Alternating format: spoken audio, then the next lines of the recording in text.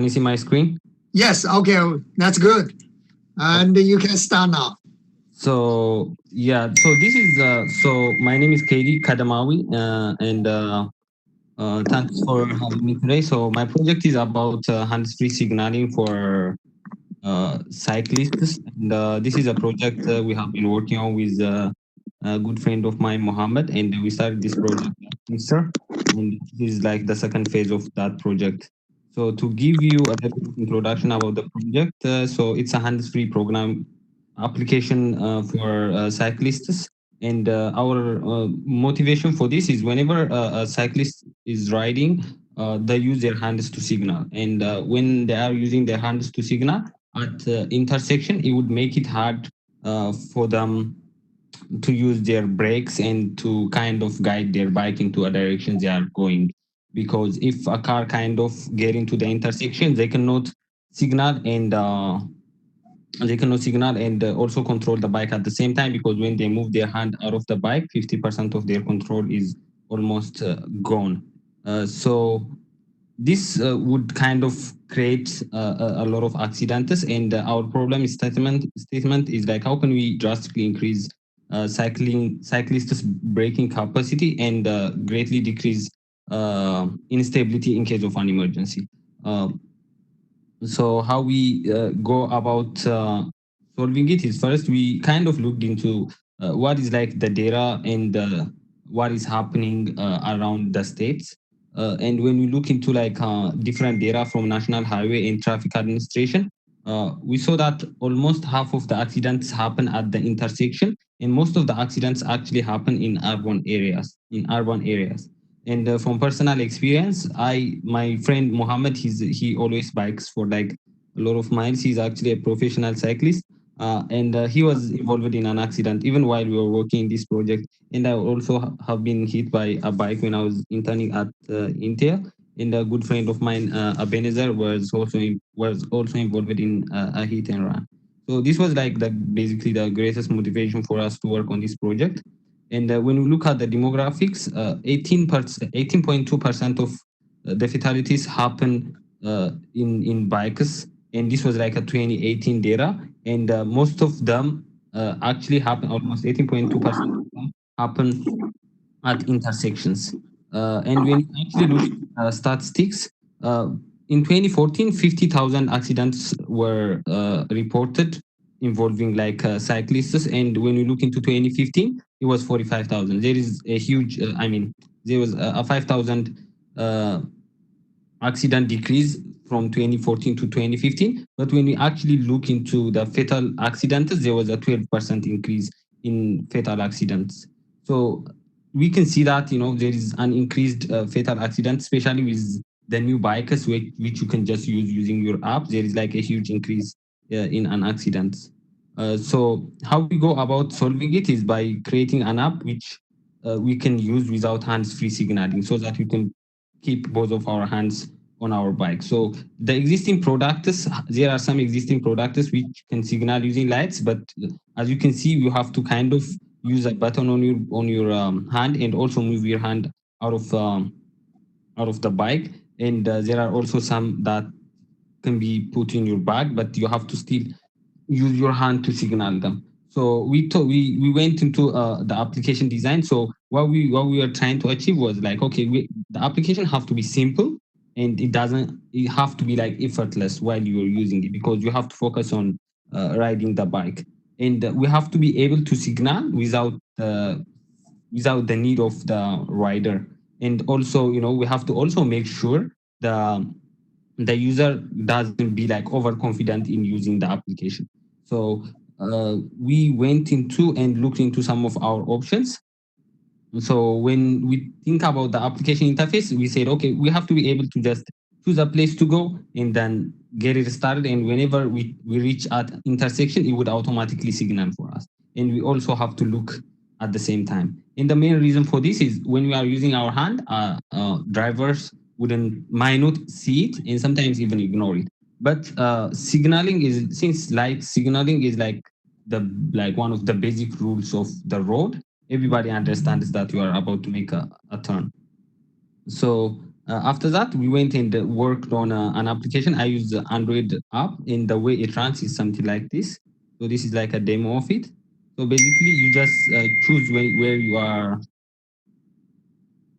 So you just choose where you are trying to go, but you just click on the app. You don't even need to press a button because some of the addresses while you are riding a bike might not be accessible by address. So you just choose where you are trying to go, and it would, if you can see, it puts dots at every intersection. That means okay, this is where you are about to start, and you just press a start navigation, and you would start navigation. So there is also, yeah, it tells you, by voice. Okay, you do this, you do that. And what I used for this presentation is I use Mapbox, I use Google Maps and Android Studio. There is also an option to use Python with Google Maps API so that you can constantly monitor where the user is, but that's not like efficient and like scalable kind of solution. For a hardware to signal, we're thinking about using the Flora wearable Bluetooth low energy module. This is like a low energy Bluetooth module. And then we also have, of course, a lithium ion battery and some LED stripes. And the Bluetooth module can communicate with any wireless smart device, and signal can be sent to it whenever we are about to make a turn. And how do we know when we are about to make a turn is if I go back to this, there is two ways. One, we can look, this is called a banner, and there is a thing called maneuver instruction. So it tells you, okay, you're about to make a turn. If you can see over here, it says 0.1 mile, but we can make it track only whenever there is like a turn on 100 feet. We already know which side it's going to be a turn. We can just monitor this, and whenever there is like 100 feet to the right, we can start signaling. So this is real time, and you can know even if you change your direction. So if you miss this turn, it knows the next turn how long it's going to take you to the next turn. And the other one is like, as I have said, we can just constantly monitor your location, know where you are and where you are about to go, and measure your distance and signal on that one. But that might not be the good way of doing it, because it will be fixed to some points. And our future considerations is like, okay, we have to make this hardware so small so that it can be put anywhere. And we also have to add other features like, okay, what if you can use cameras to see what's going on at the back, and things like that. And if you want to see the application running, this is actually how it runs. So this is like a demo of it. So this is Android Studio, so I think you have to refresh.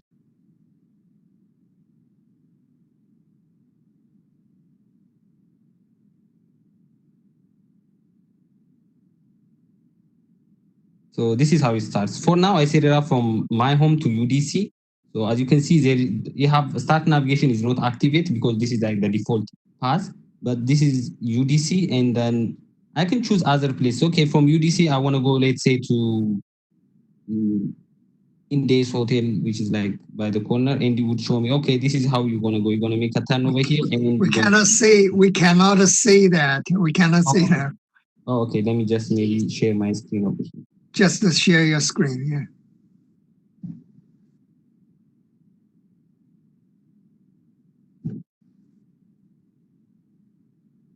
Okay, good.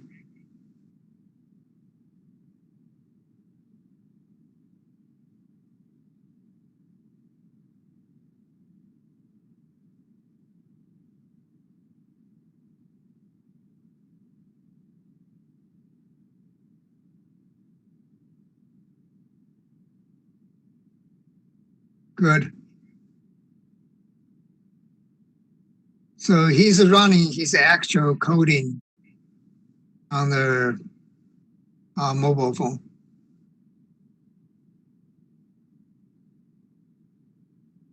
Can you hear me? Yes, yes. Continue. So this is basically how it runs. So this is like from UDC, you can go to any place around it. You just click where you want to go, and it would give you a route. And these dots represent where you are about to make a turn. So there is a turn over here, there is a turn over there, and this is be like your final turn, which is to the right or to the left. And after you choose where you want to go, you just click start navigation over here. Let me just make a little bit of width. Okay, so you can press a start navigation over here, and you would basically start showing you the path. And we can monitor this one. There's two options. You can monitor this one, and send, for example, now we can send a signal to the Bluetooth module, or we can use those dots and constantly check, oh, is the GPS location close? And that's called like tracking legs. So that would be the next leg and the legs, something like that.